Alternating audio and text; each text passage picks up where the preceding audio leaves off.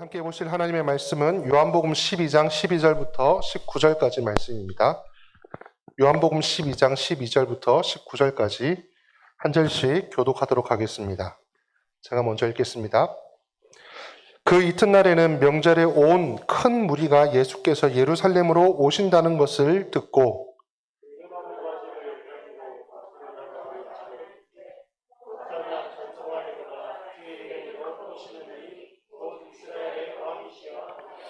예수는 한 어린 나귀를 보고 타시니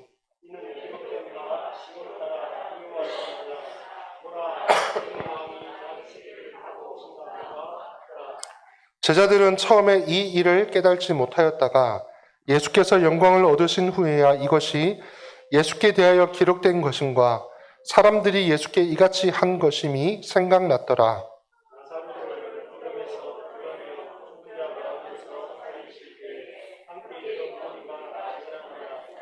이에 무리가 예수를 맞음은 이 표적 행하심을 들었음이러라. 바리새인들이 서로 말하되 볼지어다 너희 하는 일이 쓸데없다. 보라 온 세상이 그를 따르는도다 하니라. 아멘. 오늘은 나귀를 타신 왕 예수님이란 제목으로 종료주의를 맞아서 이제 고난주간에 들어가기 전 예수님께서 예루살렘에 입성할 때 백성들이 옷과 종려나무 가지들을 땅바닥에 놓으면서 예수님이 예루살렘에 들어갈 때 환영했던 그 날을 기념해서 우리가 함께 예배를 드리게 되고, 오늘 이제 이 종료주일에 이 예수님이 십자가를 지시기 위해서 예루살렘으로 들어가는 그 모습이 어떤 모습인가, 여러 장면들을 좀 보면서 바라기는 아주 이렇게 좀 뭐라 그러죠? 묘사력이 좀 떨어지지만 오늘 장면들을 이렇게 보면서 한 편의 영화를 보신다고 생각하고 어떻게 이런 일들이 일어나고 있는가 하는 것을 조금 여러 관점에서 보면서 실제로 예수님께서 이 사건을 통해서 예수님의 삶 전체가 우리에게 주시고자 하시는 메시지가 있고 교훈이 있을 텐데, 그 예수님이 이 날에 이 장면에 우리를 향한 메시지가 무엇인가 하는 것을 좀 이렇게 하나라도 이렇게 캐치할 수 있고 배울 수 있으면 좋겠다 하는 생각을 하게 됩니다. 지난주에 정 목사님께서 말씀을 전하시면서 여러 가지가 기억에 남지만 여러 가지가 기억에 남습니다. 그 중에 한 가지가 기억 남는 것은 뭐냐면, 예수님의 십자가와 죽음은 결코 우연히 내지는 예기치 않게 일어난 것이 절대로 아니다. 예수님의 죽음과 십자가는 여러 번 예언되었고 말씀되었고 이미 그렇게 되도록 성경에 기록되어져 있는 사건이었기 때문에, 특별히 예수님이 여러 번 그런 일이 예수님에게 일어날 것이다 라고 말씀하신 것이 바로 예수님이 십자가의 고난을 통해 부활하실 것에 대한 증거다라고 말씀을 하신 것입니다. 그래서 사실은 예수님이 십자가에 달리기 전에 이 예루살렘에 입성해서 들어가는 이 즈음의 일련의 사건들은 되짚어보면 참 큰 의미를 가지고 있다는 것을 우리가 알 수가 있습니다.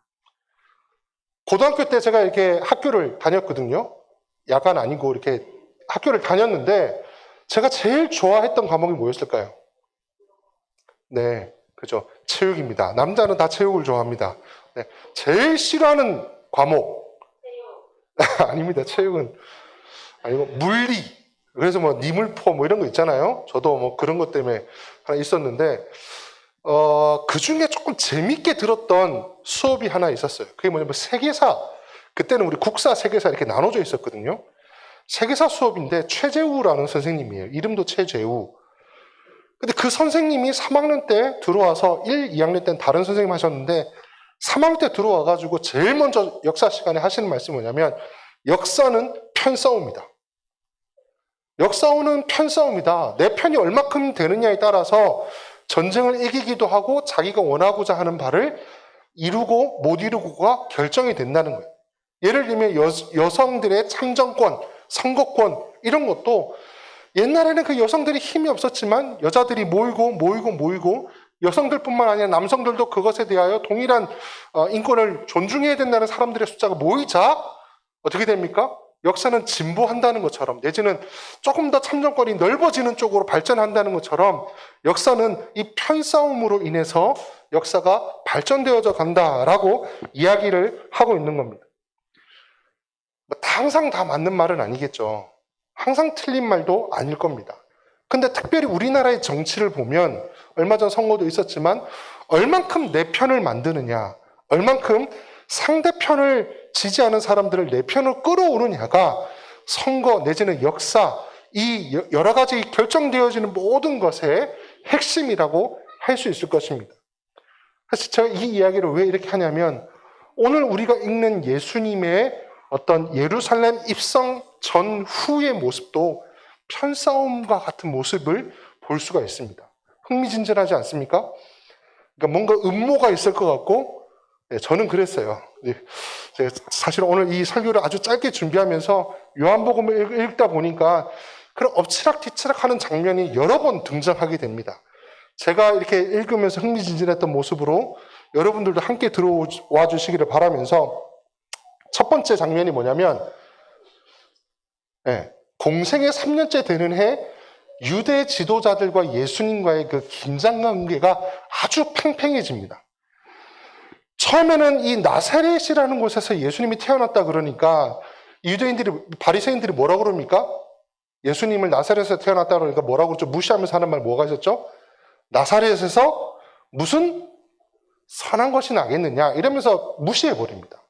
예수님은 무시해버렸는데 3년이 지난 사이에 유대 전역을 다 뒤집어 엎어놓을 만큼 예수님의 인기가 확 올라가게 돼요. 이런 모습을 보면서 유대 지도자들은 불안하기도 하고 화가 나기도 했습니다. 그 사람에 대해서, 예수님에 대해서 이야기하기 시작하는 사람들이 점점 늘어나게 되고 그 예수 그리스도를, 예수를 좋아하는 사람들이 더 많아지게 되는 것이죠. 사람들은, 그 군중들은 그동안 그 종교 지도자들에게 불만이 차 있었던 그것들에 대해서 예수님이 신랄하게 비판하고 그것에 대해서 이렇게 비난을 하기 시작하자 속 시원함을 느끼게 되었을 거고 그 사람들이 후련하게 해주는 그것을 느끼기 시작한 그때 예수님이 마치 위대한 지도자가 되는 것처럼 따라가기 시작하니까 유대인들이 보기에는 그 모습을 바라보면서 좀 이렇게 고운 눈으로 볼 수가 없는 것이죠. 오랫동안 쌓아왔던 전통들을 한순간에 무너뜨리는 것처럼 파격적이고 선동적으로 행동하던 그 예수님을 좋게 볼 리가 만무한 것입니다. 그런데 그럼에도 불구하고 그 젊은 나이에 엄청난 카리스마와 약하고 소외된 사람들을 사랑하는 마음으로 돌보는 그 모습들을 보면서 군중들은 예수님과 함께 따라가기 시작하고 예수님을 이렇게 서포트하기 시작하는 것입니다. 그런데 요한복음 9장 이전까지는 사실은 이러한 예수님을 보면서 어떤 사람은 예수님을 찬성하기도 하고 어떤 사람은 예수님을 반대하기도 했습니다. 근데 요한복음의 9장이 딱 되자, 요한복음의 9장에 한 사건이 일어나자 많은 사람들이 다 예수님께로 돌아가는, 예수님을 지지하는 쪽으로 바뀌게 돼요. 역사는 뭐다? 편싸움입니다.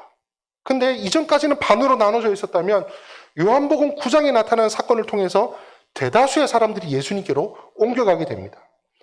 요한복음 9장에 기록된 한 시각장애인의 눈을 뜨게 한 이 엄청난 사건 후에 유대인들에게는 모든 상황이 다 불리하게 전개가 되기 시작한 것이죠. 예수님이 가는 곳곳마다 백성들과 군중들이 모여들었고 군중이 모이는 곳에서 선동하듯이 거침없이 종교자들, 지도자들뿐만 아니라 당시의 정치 세력들을 신랄하게 비판하는 예수님을 바라보면서 백성들은 쾌감을 느끼고 그 예수님을 좋아하고 따르기 시작했습니다. 유대의 지도자들로서는 속수무책이었다는 말입니다.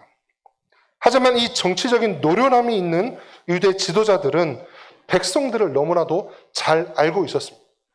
백성들이 소심하고 이기적이며 자기의 현실과 자기의 삶과 관련된 것을 쥐어틀기 시작하면 이들은 금방 돌아설 것이라는 것을 너무나 잘 알고 누구든지 예수와 함께하는 자는 출교하겠다라고 엄포를 놓기 시작합니다. 사실 이 유대교에서 출교는 왕따를 시키겠다. 너의 삶을 완전히 박살을 내겠다라는 말과 같습니다. 요한복음 9장 22절에 보면 한번 읽어볼까요? 시작. 이렇게 말한 것은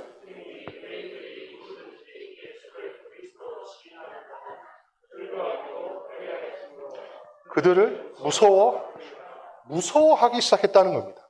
그리고 요한복음 넘겨주십시오. 12장 42절, 오늘 우리가 읽은 본문 그 뒤에 있는 본문이지만 이 본문도 이미 앞에 조치가 취해졌기 때문에 이러한 현상이 일어난다라고 보면 어떻습니까? 그러나 관리 중에도 그를 믿는 자가 많되 바리새인들 때문에 말하지 못하니 이는 뭐 할까봐? 출교를 당할까봐 무서워한다, 두려워한다 라고 말하고 있는 것이죠. 출교를 시키고 왕따를 시키고 사회적으로 완전히 격리를 시켜버려서 예수와 함께하는 자들은 내가 가만두지 않겠다라고 엄포를 놓고 협박을 하는 겁니다. 그러자 이 백성들이 언제 그랬냐는 듯이 예수님으로부터 멀어지기 시작합니다. 유대 지도자들의 그렇게 공격을 하고 나서자 예수님이 도망을 가신 겁니다. 어디론가 그냥 사라져버리고 말았습니다. 도망을 가버리고 마니까 혹 이 예수가 우리의 지도자가 아닐까 생각했던 사람들, 예수님이 우리의 지도자가 되었으면 좋겠다라고 생각했던 사람들 모두 다 예수님이 없으니까 점점점 예수님을 떠나가기 시작합니다. 지도자가 없는 백성은 아무리 수가 많아도 결국에는 흩어지게 되기 마련이니까요. 유대 지도자들은 이제 겨우 한숨을 돌릴 수 있겠다. 일단은 전국이 안정될 수 있겠다. 괜찮아졌다라고 생각을 했던 것 같습니다. 근데 반전이 일어나기 시작합니다. 두 번째 장면이라고 했지만 반전이 일어나는 거예요. 한번 또 뒤집히게 됩니다. 함께 읽어볼까요? 시작. 죽음과 다시 시작. 부활.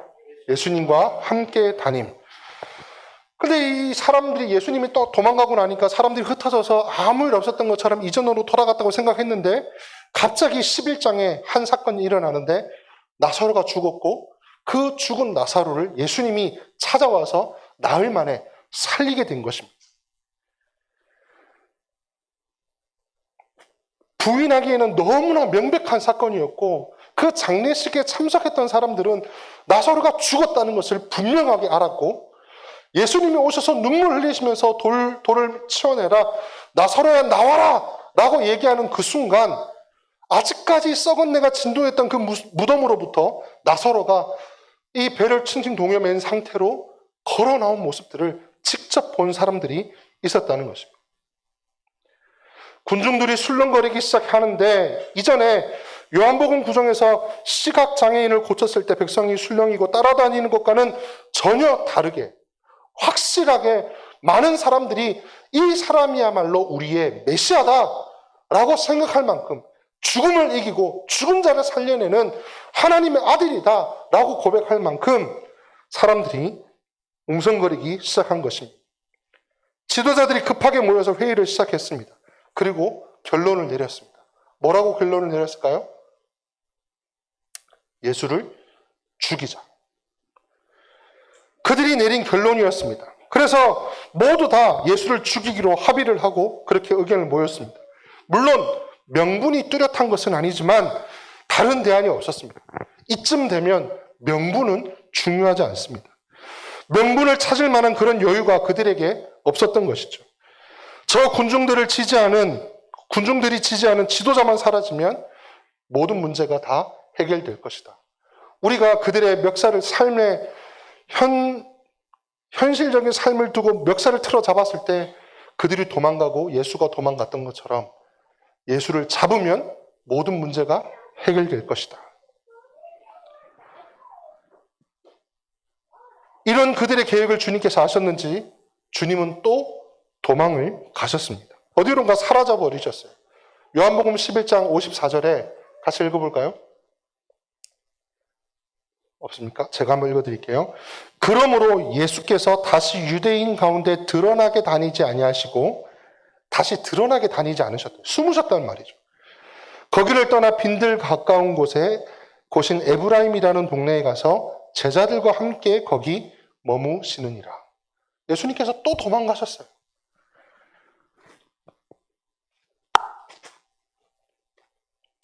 근데 이 유대 지도자들은 여기에서 멈추지 않고 사라졌으니까 끝이다 라고 생각하지 않고 지난번에도 사라졌는데 다시 나타나더라. 언젠가 다시 나타날 건데 언제쯤 나타날까? 라고 생각을 했을 때 6월절이 되면 예수님이 다시 이 예루살렘 근처에 나타나겠구나. 모든 유대인들이 나오니까. 그렇게 생각을 하고 기다리고 있었습니다. 예루살렘에 예수님이 나타나시게 된 거예요. 그 기대대로. 근데 이 유대인들의 생각과는 전혀 다르게 바뀌게 된 것입니다. 지난번에 사라졌다 나타났을 때 이 사람들이 그렇게 다 흩어졌다가 예수님을 그렇게 따르지 않더니 이번에는 예수님이 온 모습을 보자마자 이 건망증이 심하다고 생각했던 군중들마저 다시 예수님을 향해 환호하고 열광하고 흥분하기 시작하는 것입니다. 며칠이 지났고 예수가 그렇게 자기를 버리고 도망갔음에도 불구하고 그러면 이제 잊어버릴 만도 한데 예수님을 잊지 않고 다시 예수님 때문에 술렁거리기 시작한 것입니다. 예수님께서 나사로를 죽음에서 살리신 그 사건의 여파가 이렇게 클 거라고 생각하지 못한 것이죠. 아니, 예수님이 다니실 때 나사로가 그 예수님과 함께 다닙니다. 나사로와 함께 다니고 죽었던 나사로가 살아서 예수님과 함께 다니는 것을 보기 위해 수많은 군중들이 그 모습을 보기 위해 모였습니다. 12장 9절, 10절 말씀을 같이 한번 읽어볼까요? 시작.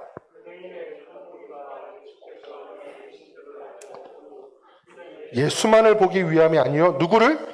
죽은 자 가운데서 살리신 나사로도. 그러니까 10절에 뭐라고 모의하게 됩니까? 10절 같이 읽습니다. 시작. 이제는 예수만 죽여서는 안 되겠다. 나사로 저것도 죽여야지만 군중들을 다 몰아낼 수 있겠다. 제자리로 보낼 수 있겠다 생각한 것입니다. 나사로를 죽이고 예수를 죽이자. 그런 계획을 세우고 있는데 예수님께서 이 계획을 아시는지 모르시는지 이번에는 도망가실 것 같은데 도망을 가지 않는 것입니다. 베다니에서 안식을 지낸 다음 날, 그러니까 2022년 2000년 즈음에 예수님께서 오늘 예루살렘으로 입성을 하셨습니다. 유대 선지자나 왕들은 늘 나귀를 탔었습니다. 이 나귀를 타는 것은 평화의 왕이다라는 것에 대한 어떤 상징적인 표현으로 나귀를 탔다라고 얘기를 합니다. 근데 그 나귀를 탄 모습이 얼마나 우스꽝스러울까요? 한번 보십시오. 제가 자전거를 이렇게 타고 다니는데 제가 이렇게 타는 자전거를 보면 안장이 이만큼 올라와 있어요. 그래서 웬만한 사람들은 이 자전거 타고 못 갑니다. 근데 만약에 제가 아이들이 타는 나지막한 자전거를 타고 굴리고 간다고 생각해 보십시오. 폼이 나겠습니까? 우스꽝스럽겠습니까? 폼이 안 나죠. 우스꽝스럽죠. 성인이 나지막한 나귀를 탔다고 생각해 보십시오. 멋있는 모습이었을까요? 로마의 장군들은 말을 탔습니다. 큰 말을 타고 전장에 나가서 휘젓고 다니면서 그 늠름하고 위엄을 드러낼 수 있는 그 말을 타고 다녔는데 그게 멋있어요. 근데 나귀는 볼품 없습니다. 창피합니다. 쑥스러워요. 그래서 겸손의 왕이다. 평화의 왕이다. 이렇게 얘기하는 거죠. 근데 그 나귀를 타고 들어오는 그 예수님을 바라보자 백성들이 자신의 옷을 깔고 종려나무 잎을 들고 다윗의 자손 예수여, 호산나 다윗의 자손 예수여 라고 외치며 예수님을 환영하고 환호하고 그 이름을 부르며 기뻐하기 시작합니다. 12장 12절 13절에 보면 그 이튿날에는 명절에 온 큰 무리가 예수께서 예루살렘으로 오신다는 것을 듣고 종려나무를 가지고 맞으러 나가 외치되 호산나 찬송하리로다. 주의 이름으로 오시는 이 곧 이스라엘의 왕이여 하더라. 백성들의 마음이 완전히 예수님께로 돌아간 것이었습니다. 쥐어틀면, 협박하면, 예수를 죽이고자 모의하면 사람들이 도망가고 흩어질 줄 알았는데 사람들이 흩어지질 않는 거예요. 누가 시킨 것도 아닌데 예수님을 이스라엘 왕이라고 부르고 왕으로 추대하려고 합니다. 이쯤 되면 가장 무서운 것이 군중입니다. 우리 촛불 이렇게 시민 집회했던 것처럼 그 군중들의 힘이 가장 무서운 것이 되는 것이죠. 군중은 단순하지만 그만큼 군중은 무서운 것입니다. 드디어 예수님이 이겼고 그리고 지도자들이 졌습니다. 예수님과 유대 지도자들의 싸움은 팽팽한 긴장감이 있었지만 이쯤 되면 거의 끝났다라고 볼 수 있습니다. 우리만 그렇게 보는 것이 아니라 유대인들도 그렇게 봤습니다. 오늘 우리가 읽은 본문 마지막 절에 보면 12장 19절에 같이 한번 읽어볼 거예요. 시작.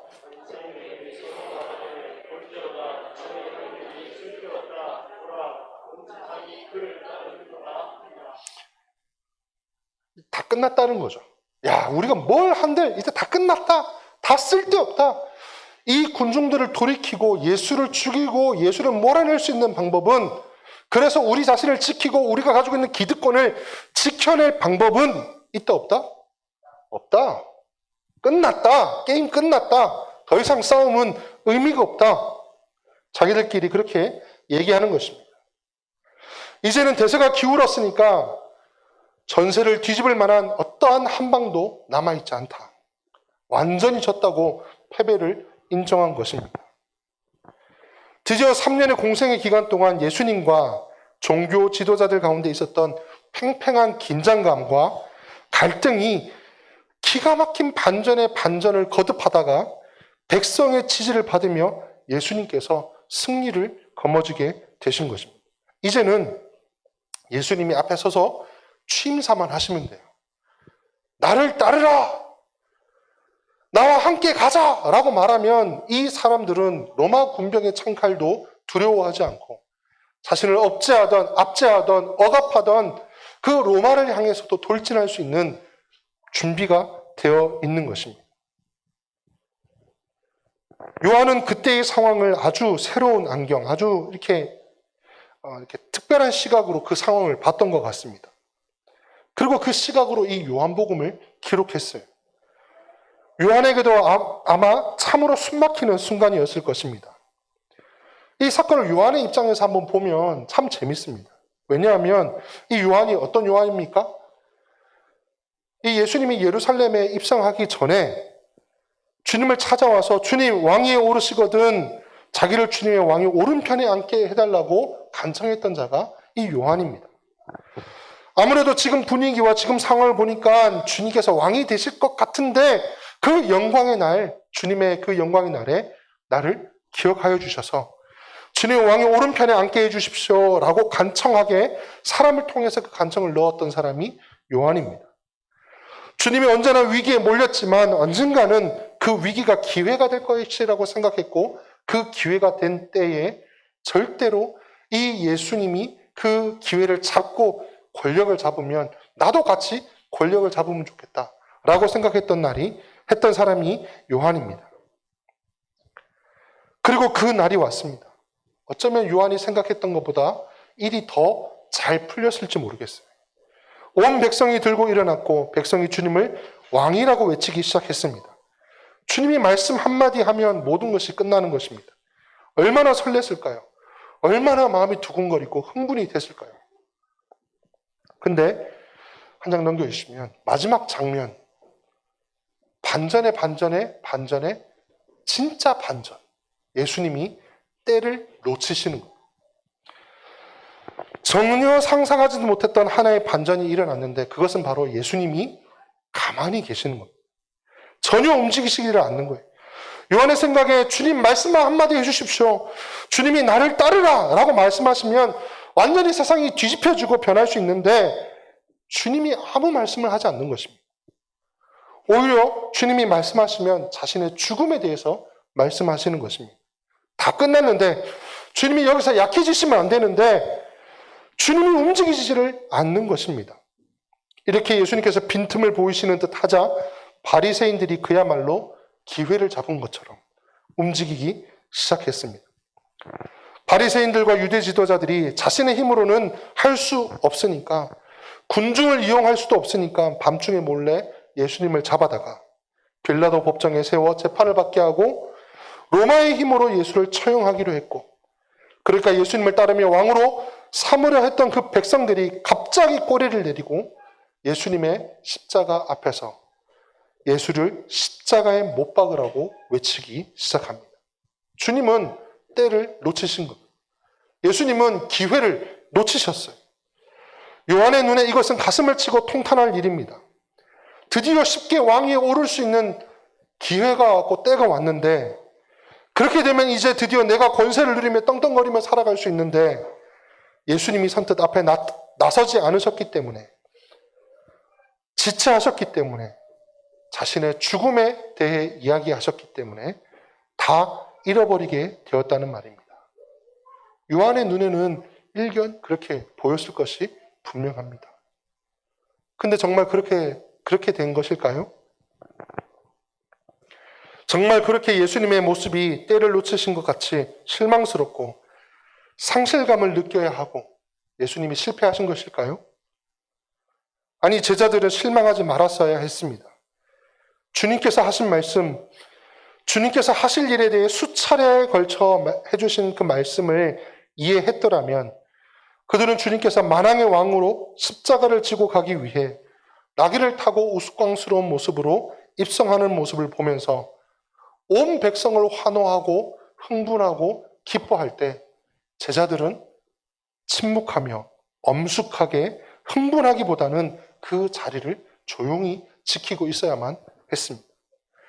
주는 그리스도시요 살아계신 하나님의 아들입니다 라고 고백하는 그 제자들에게 내가 예루살렘에 들어가면 고난을 받을 것이다 라고 얘기했고, 그 이야기를 듣고 주님 그렇게 하지 마옵소서, 그런 일이 절대로 일어나지 않게 하겠습니다 라는 그 제자를 향해 엄하게 책망하셨던 그 주님의 심정을 제자들이 이해했더라면,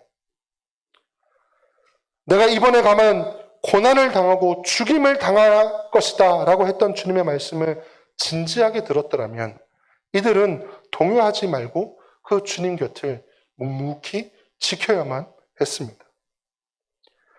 그날 우리가 종료주일로 지키는 2000여 년 전 오늘 우리 주님이 그 이스라엘 유다의 왕이 되셨더라면 그 분위기에 맞춰서 마지막 반전을 일으키지 않고 그 자리에서 내가 왕이다 라고 말씀하셨다면 유대 지도자들에게는 이겼을지 몰라도 사망과 그리고 또한 사탄의 권세는 물리칠 수 없었을 것입니다.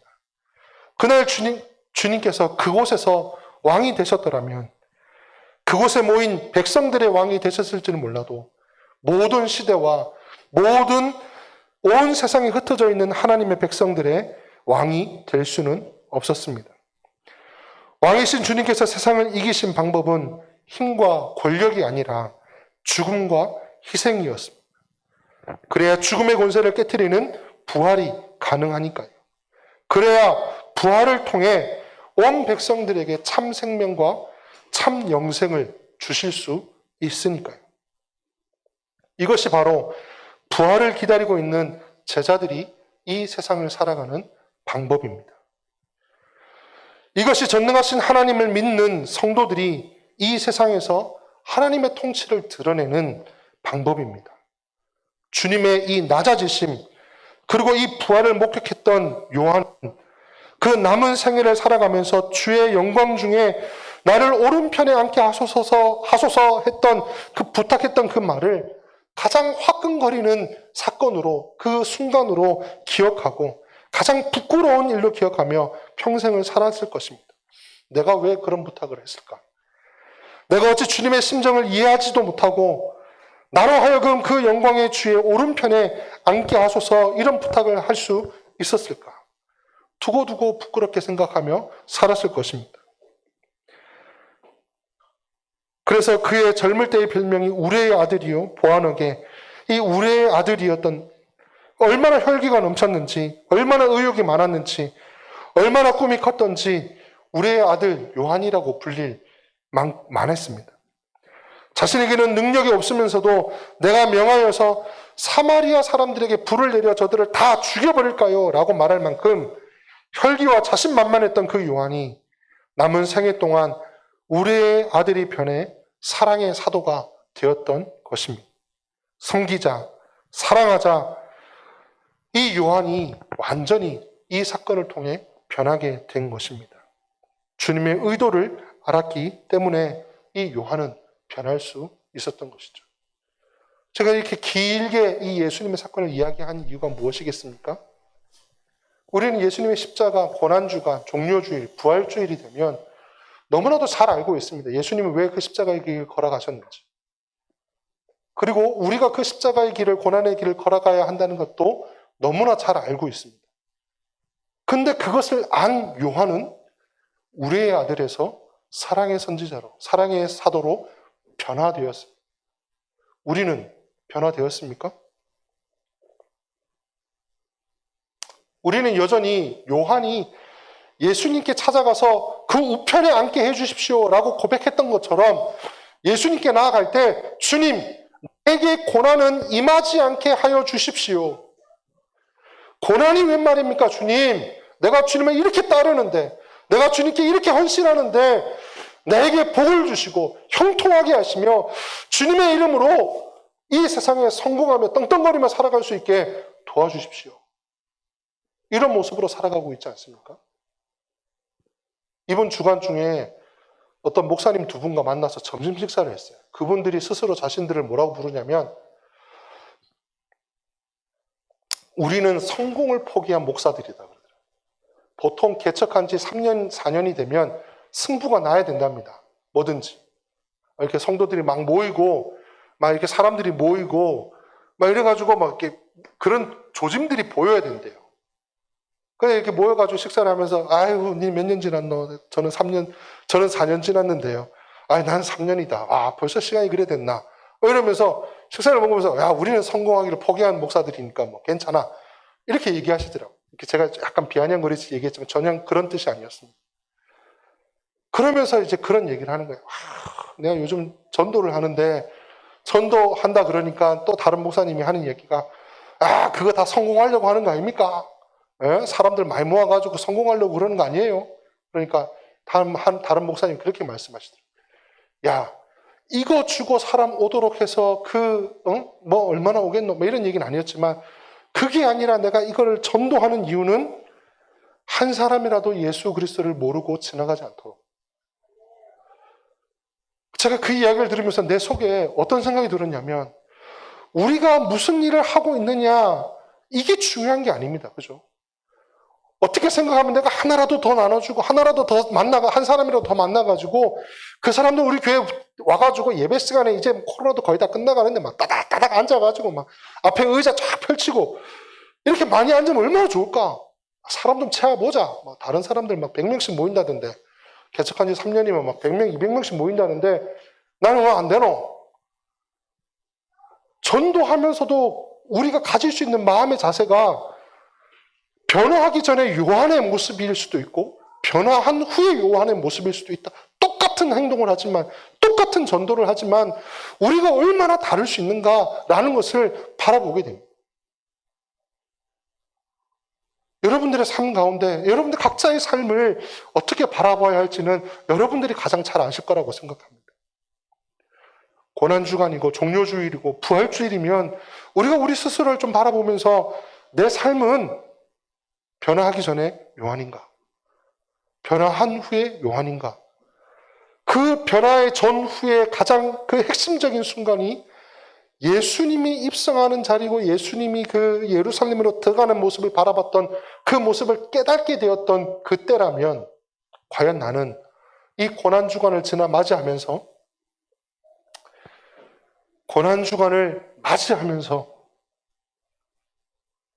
그냥 의례적으로 이 고난주간 특세니까 어쩔 수 없이 내가 또 새벽기도 나오라는구나.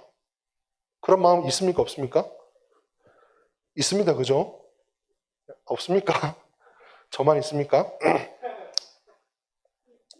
그런 마음 좀 있잖아. 새벽 기도. 우리 교회는 좀 아닌 것 같아요. 제가 이게 다른 교회에서는 아주 형식적으로 예의상 우리 교회는 그런 분들 없습니다. 이렇게 얘기하지만 진짜 우리 교회는 아닌 것 같아요. 우리 교회는 새벽기도 오시는 분들 누가 안 오면 뭐 합니까? 근데 새벽기도 다 와요. 다 옵니다. 제가 안 오죠.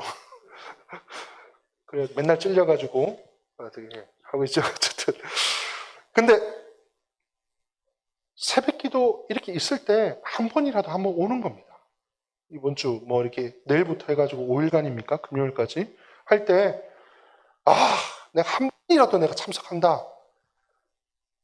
어쩔 수 없이 내가 막 고난의 길을 가야 되니까 가는 게 아니라 이 고난을 통해서 예수님이 승리하신 길이라고 생각하면 이것을 통해 내가 내 삶을 바라보는 눈이 바뀌어야 되겠구나 라는 마음을 가지고 한번 참석하는 겁니다. 일주일 동안 5일 동안 내가 한 번이라도 참석하겠다 그러면 언제 참석하는 게 제일 좋습니까? 첫날. 한 번 첫날 안 들어오면 두 번째 날 까먹습니다. 그죠? 왜냐면 첫날 참석하면 첫날 저녁에 되면 월요일 저녁에 어떻게 될까요? 내가 오늘 왜 이렇게 피곤하노? 코로나인가? 이러다가 내가 오늘 새벽기도 들어갔었지. 피곤하니까 빨리 자야 되겠다. 자면 둘째 날도 와져요.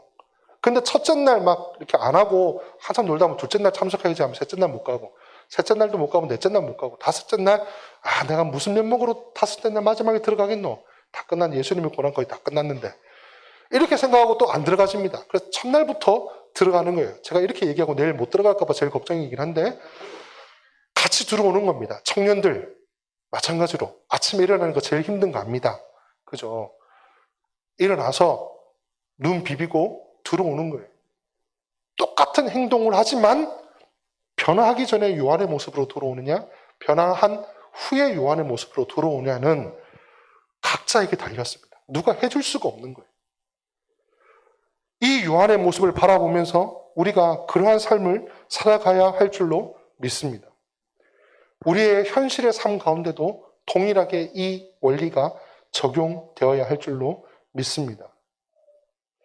분명한 것은 우리에게 아직 부족한 모습도 분명히 있지만 이런 모습이 참고에 참여한 주님의 영광을 아는 자들의 모습에 합당한 모습으로 우리가 살아야 한다는 것입니다.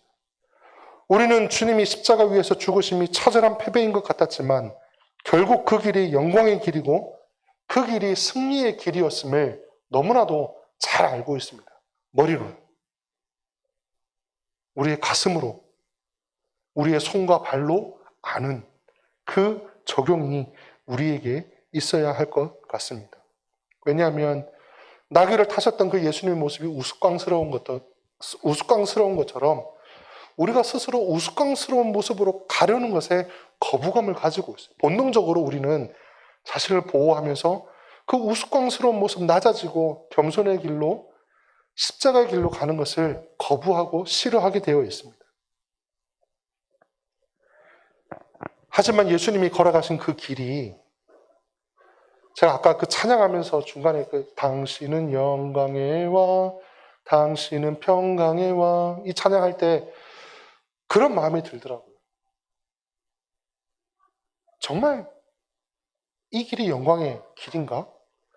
오늘 십계명 읽으면서도 그런 생각이 들더라고요. 십계명 이거 진짜 맨날 읽고 나면 참회기도 시키고 맨날 우리 올가멜라 그러고 이러려고 십계명 주셨나? 이런 생각 혹시 들지 않습니까? 안식일을 거룩하게 지키라. 그래서 우리가 주일날 예배도 빠지지 않고 예배 참석해야 되는데 믿지 않는 사람들한테 이렇게 얘기하면 뭐라 그럽니까? 야, 너가 하나님 진짜 째째하네. 예배 한번 빠졌다고 뭐라 하나? 술 먹지 말라. 교회에서 술 먹지 말라 그랬는데 술 먹었다고 너가 하나님 그렇게 좋으신 분이고 선하신 분이라더만 술 좀 먹었다고 네 교회에서 잘린다나. 하나님 용서 안 해주신다나. 네 구원 안 해주신다나 술 먹었다고. 세상 사람들 이렇게 얘기하는 사람들 없습니까? 제 친구는 있습니다. 이렇게 배구 클럽에 갔는데 그 친구가 그러더라고요. 야, 목사 된다. 우리 집에 옆집에 있는 그분은 맨날 테니스 치고 맥주 한잔씩 하더라. 니도 한잔 먹어라. 니 먹으면 오늘 회식값 내가 다 낼게. 의사거든요. 한 20명 모여서 회식하는데 다 낸답니다. 맨날 그 십계명 이런 거 하면 맨날 우리 올가매는 것 같잖아요. 근데 우리의 시각이 그 올가매는 것 같다라는 생각이 드는 그 자체는 우리가 변화하기 전입니다. 변화한 후에는 우리가 어떻게 생각이 됩니까? 아, 이거는 나를 억압하고 속박하고 이렇게 굴레를 씌우기 위해 주신 것이 아니라 이것이 우리가 더 영광스럽고 복을 받으며 인간답게 만들어진 목적에 맞게 살아갈 수 있도록 주신 하나님의 도구구나. 마치 빙판길에 아무 도구가 없으면 가서 넘어지고 자빠지고 쓰러지고 깨지고 할 수밖에 없지만 김연아가 스케이트를 치는 모습처럼 십계명은, 하나님의 계명은, 십자가는, 고난은 우리에게 주신 하나님의 가장 완벽한 도구이고 세상을 하나님의 백성으로 잘 살아갈 수 있도록 하시기 위해 주신 하나님의 지혜라는 것을 우리가 기억해야 한다는 것입니다. 뭐가요? 십자가가, 고난이 나를 넘어뜨리고 초라한 모습으로 만드는 것이 아니라 하나님의 백성으로 잘 살아갈 수 있도록 하기 위해 주신 완벽한 도구라는 것. 장비빨이라고 합니까? 제가 요즘 공사장 이렇게 일하러 가보면 일은 장비가 한다고 그러더라고요. 장비가.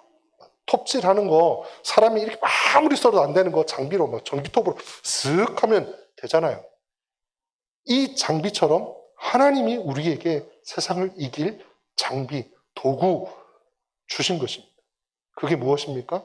십자가이고 나귀이고 고난입니다.